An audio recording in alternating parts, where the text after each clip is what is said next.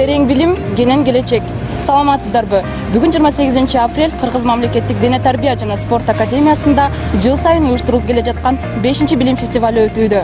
Да, 5-й фестиваль образования, тема которого «Здоровый образ жизни». Сегодня пройдут увлекательные экскурсии по физкультурной академии. Ошондой эле ар кыл тармактагы мастер-класстар жана иш-чаралар уюштурулмакчы. Асель, мне кажется, будет жарко, хотя и пасмурная погода. Албетте Жанара, бүгүн абдан кызыктуу күн өткөрчүдөйбүз. Эмесе, кеттик. 28 апреля в Кыргызской государственной академии физической культуры и спорта прошел первый день фестиваля образования, который посетили около 5000 участников, большинство из которых учащиеся 9 и 11 классов столичных школ. Преподаватели, среди которых немало заслуженных мастеров спорта, и студенты продемонстрировали широкий спектр образовательных и спортивных услуг Академии физической культуры, достижений КГА в КИИС. Манеждин борбордук бөлүгүндө кесипке багыт берүүчү ар кыл тармактагы мастер-класстар жана көргөзмөлөр өтүлүүдө.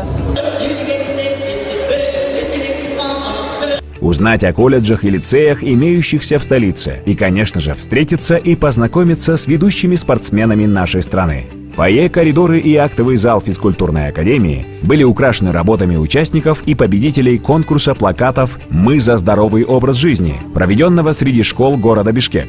Нарядные и взволнованные студенты старших курсов КГА в КИИС, подготовившие маршруты для гостей фестиваля, на протяжении всего дня знакомили желающих с кафедрами Академии спорта. Преподаватели и мастера спорта проводили презентации и демонстрационные выступления, давали гостям самую подробную информацию о каждом виде спорта, достижениях вуза и отвечали на все интересующие школьников вопросы. Помимо экскурсии, 28 апреля для гостей фестиваля прошла 3-я городская беседа, общественная дискуссионная площадка на тему физической культуры и здорового образа жизни, лекция по здоровому образу жизни для учителей физической культуры, финальный этап соревнования по эко-игре «Экологик» среди школ города Бишкек.